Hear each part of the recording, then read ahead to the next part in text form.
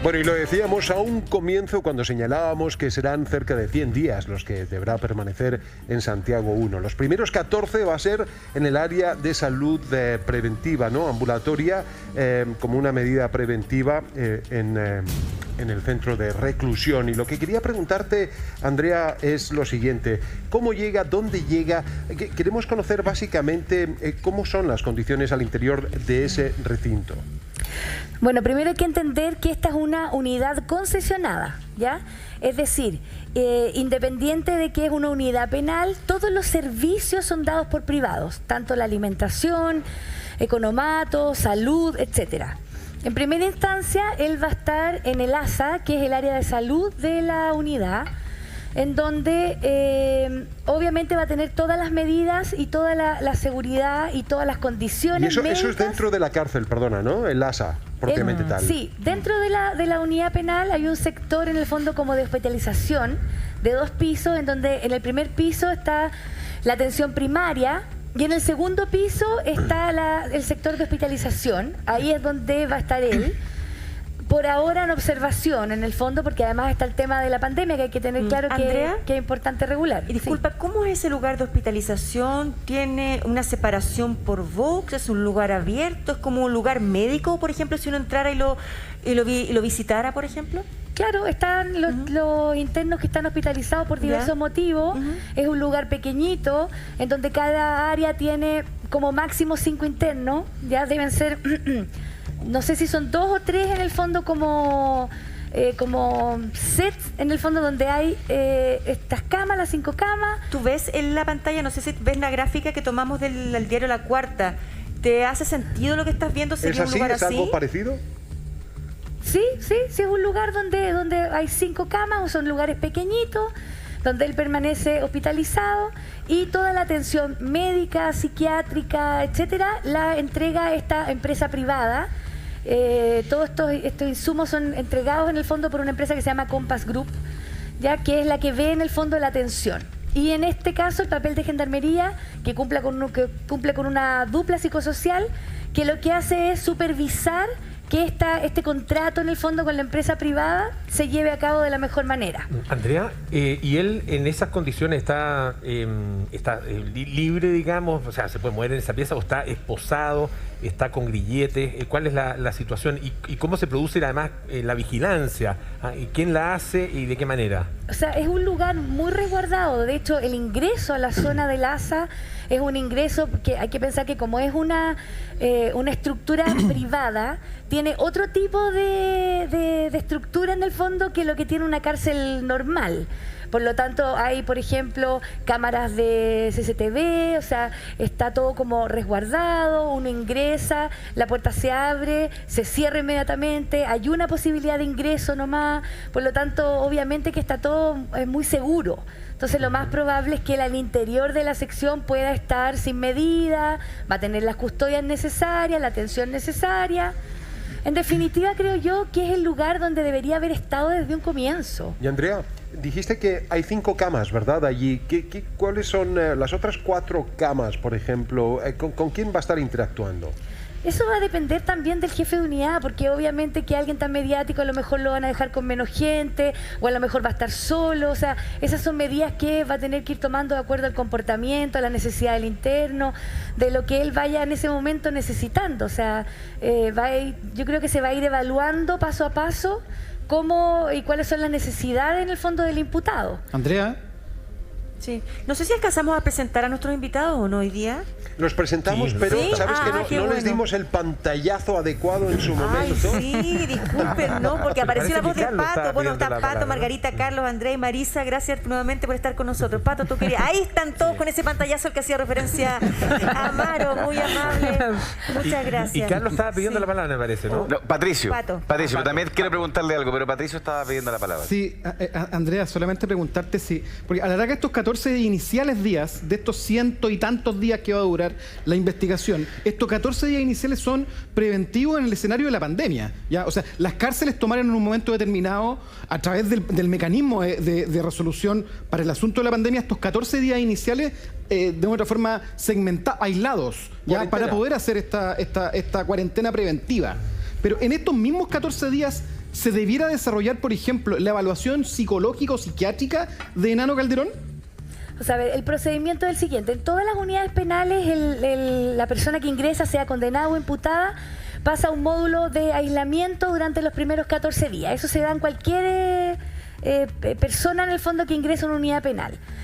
Luego de esto, ellos pasan al sector de clasificación, donde se ve el compromiso delictual del sujeto, que este puede ser bajo, medio o alto. En relación a esta evaluación de compromiso delictual, él es derivado al módulo correspondiente. En este caso, por ejemplo, si él fuera catalogado dentro del bajo compromiso delictual, evidentemente tendría que ser derivado a un módulo de puros primerizos, de chicos sin contagio criminológico. Entonces, ese sería como el procedimiento a seguir después de esto. Ahora, obviamente, esto también va a depender de la jefatura, que si consideran que sea importante o necesario derivarle un módulo o que se pudiera quedar en el fondo el tiempo necesario dentro del ASA, que también está esa posibilidad. Finalmente, Gendarmería, la jefatura de unidad va a tomar la decisión más pertinente de acuerdo en el fondo a la persona que está... Pero ¿sabes por qué te lo pregunto, Andrea? Disculpa de la insistencia y que vuelva a tomar la palabra, pero una de las razones por las cuales Nano Calderón estaba en otro lugar era su descompensación psiquiátrica. Y de otra forma, una de las aprehensiones que teníamos todos, la defensa o la fiscalía o el tribunal, era si iba a ser compensado, asunto que todavía no está informadamente resuelto. Exacto. Entonces, la pregunta es si en ese lugar, justamente en ese lugar, más allá de la cuarentena, que evidentemente es importante y relevante por toda la población penal y también por la misma persona afectada, en ese mismo lugar debiera seguir el proceso de compensación. ¿Se evalúa si hay que compensarlo, no hay que compensarlo, o si hay un peligro ahora, no en 14 días más? Sí, sin duda, él va a recibir todo este apoyo. Por eso yo sigo insistiendo que esta medida debería haber sido en el fondo tomada mucho antes. Se habría evitado todo este tema tan mediático, se habría evitado exponer tanto a la familia, porque finalmente en estas condiciones donde él está, él va a recibir todo el apoyo. O sea, incluso es una empresa privada la que otorga todos los profesionales: psiquiatra, psicólogo, trabajador social, terapeuta, enfermeros, paramédicos. O sea, él va a recibir todo. Si él ya viene con un tratamiento desde la clínica, que lo desconozco, lo que hace en el fondo la unidad es mantener esta intervención y este tratamiento.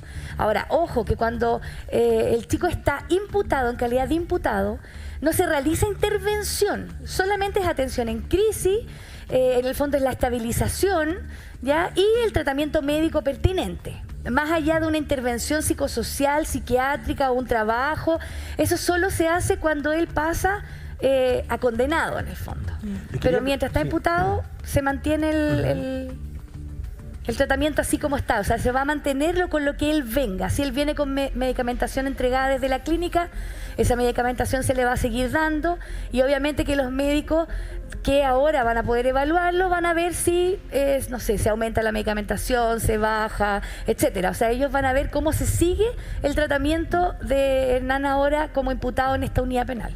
Le quería preguntar a Marisa Navarrete, que es abogada, ex fiscal, si esta decisión de la Corte de Apelaciones de alguna forma pone las cosas en su lugar, como debieran haber sido desde el principio, sin privilegio alguno y con absoluta igualdad ante la ley. Esa que es la visión que tiene, por supuesto, la Fiscalía, ¿no?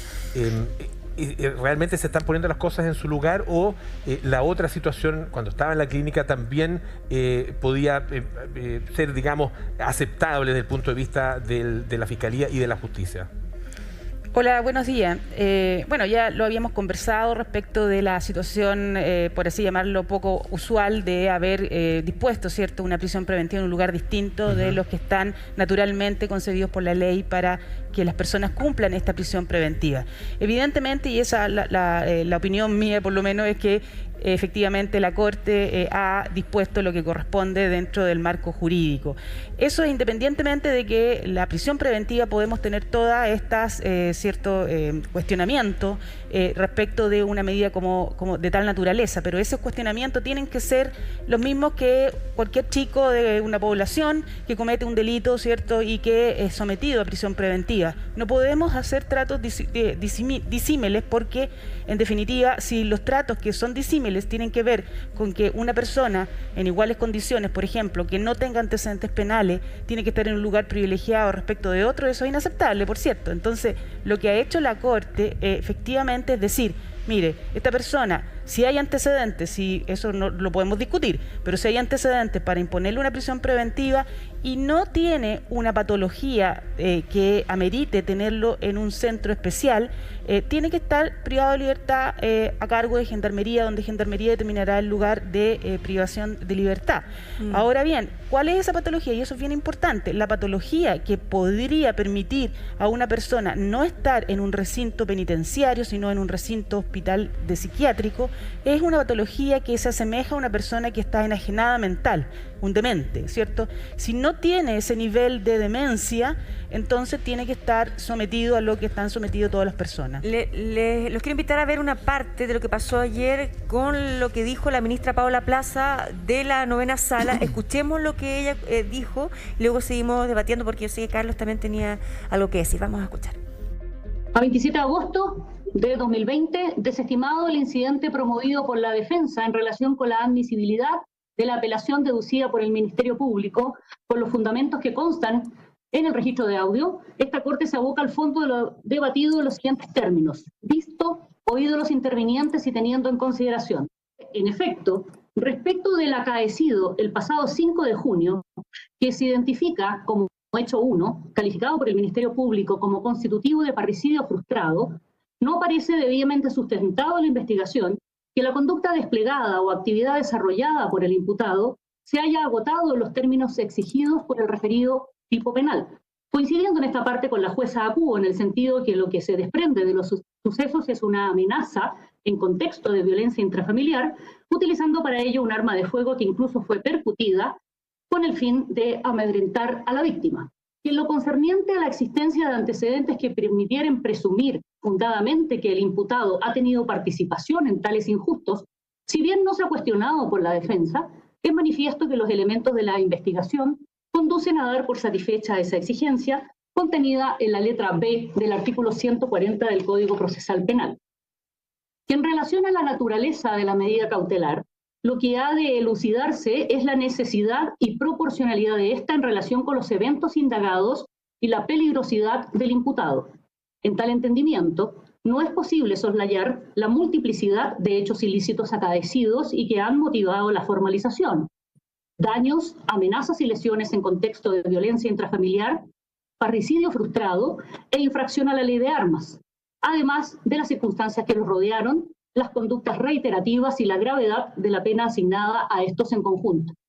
Unido a ello, los altos niveles de impulsividad del imputado, sin indicadores de psicopatía, lo que incluso se desprende de la propia documentación aportada por la defensa y que se manifiesta en la concretización de los hechos delictivos, son antecedentes que conducen a estos sentenciadores a decidir que la libertad del imputado representa un peligro para la seguridad de la sociedad y de la víctima. Y en cuanto al lugar de ejecución de la medida, esta Corte tiene en consideración lo informado por los médicos especialistas, en el sentido que si bien presenta rasgos de personalidad alterados, no son constitutivos de una patología mental que amerite, justifique o propicie la internación en un centro psiquiátrico de aquellos establecidos por la ley al efecto. No queda sino disponer el ingreso del imputado en un establecimiento penitenciario de acuerdo a su situación procesal, debiendo Gendarmería de Chile dar estricto cumplimiento a lo dispuesto en el inciso 3 del artículo 6 del decreto 518 de 21 de agosto de 1998 del Ministerio de Justicia. En consecuencia, y por lo razonado, se revoca la resolución impugnada de 18 de agosto de 2020, dictada en la causa RIT 7571 de 2020 del Cuarto Juzgado de Garantía de esta ciudad, en cuanto por ella se dispuso el ingreso transitorio del imputado en la clínica del Cedro. Y en su lugar se dispone el ingreso al establecimiento penitenciario que corresponda y sea determinado por Gendarmería de Chile dentro de sus atribuciones privativas, designando el lugar en que deba ejecutarse la medida cautelar dispuesta, de acuerdo a las características y perfil del imputado, conforme a sus parámetros de segmentación de la población penal.